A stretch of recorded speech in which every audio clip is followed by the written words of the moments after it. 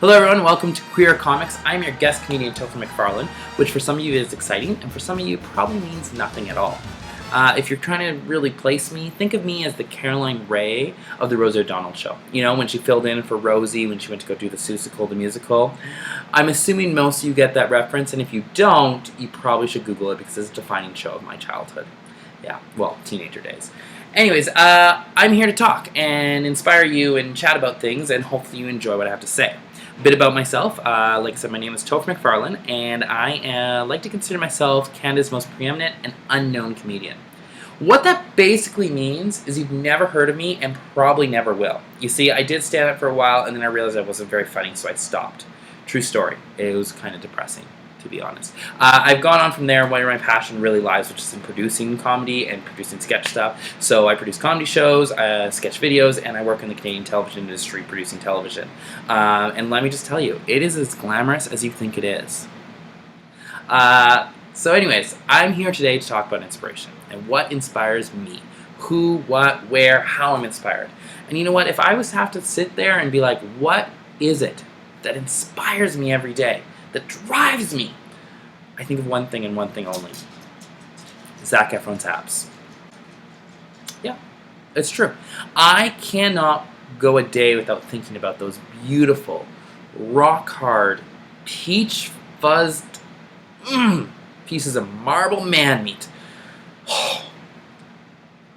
I don't desire to have his body. I don't desire to have abs like his, because clearly it's not going to happen. I love my food too much. Hot dogs are my favorite food. But, damn! Zac Efron existing is God's gift to life. It inspires me. But of course you're probably wondering, like, no, Topher, we want to know what really inspires you, what goes. And, you know, inspiration can come from anything. It can come from a Starbucks cup, a book, a friend, anything. For me, I would say it came from my mother, who, unfortunately, when I was 16, passed away from cancer. She had a 5-year battle where basically every single time she went to the doctors, they would say, you're going to die. It was a constant thing, and she lived a life of deadlines. You know, she was told, you're not going to make it to Christmas. You're going to last 6 months. You're not going to make it past this. You're not going to make it past that. And she refused to live by that way. She refused to accept that her life would be over before she had actually reached any of the milestones she wanted. So she started setting goals for herself. Turning 40, seeing Disneyland one more time, seeing her oldest son graduate. She wanted to do all of those things, and so she pushed herself. So every day when she woke up, her body was dying inside, but she was ensuring that she was living, that she was creating memories. And that really imparted itself onto myself and my siblings, but and drove me.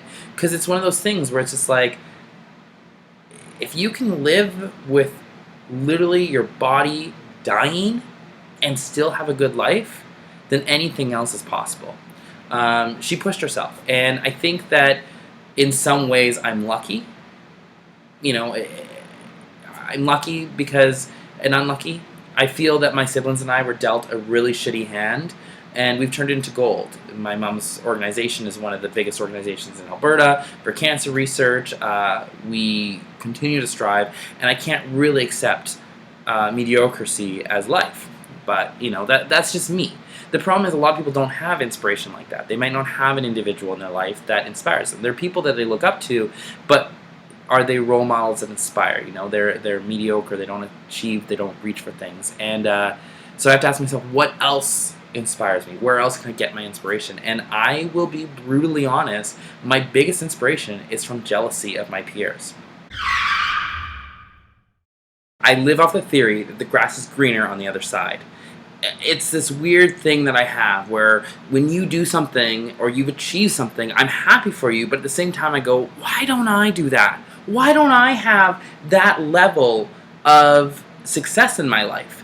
And, you know, it's unhealthy, I'm sure, that my inspiration comes from others' assumed achievements, but that's what I need to thrive. I literally sit there in life.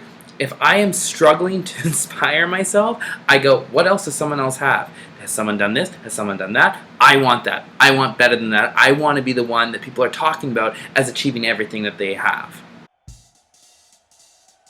That's my inspiration, you know, whether it be a beautiful man, Zac Efron, my mom, or just jealousy of whatever you're doing right now. It drives me. It drives me to work harder in life and try harder. So I think the important thing to remember is inspiration can come from anyone. It can come from anything. It can come from anybody. It can come from any personal emotion. There's no definition to what can and can't be inspired. I think that's the important thing.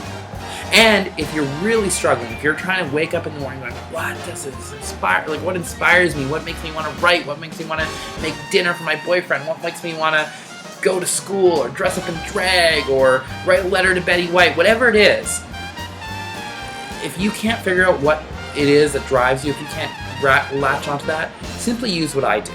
It's a simple 3-word mantra that I use all the time that encourages me every single day. And that is Zac Efron shirtless. That's pretty much all I got. Good night and have a pleasant tomorrow.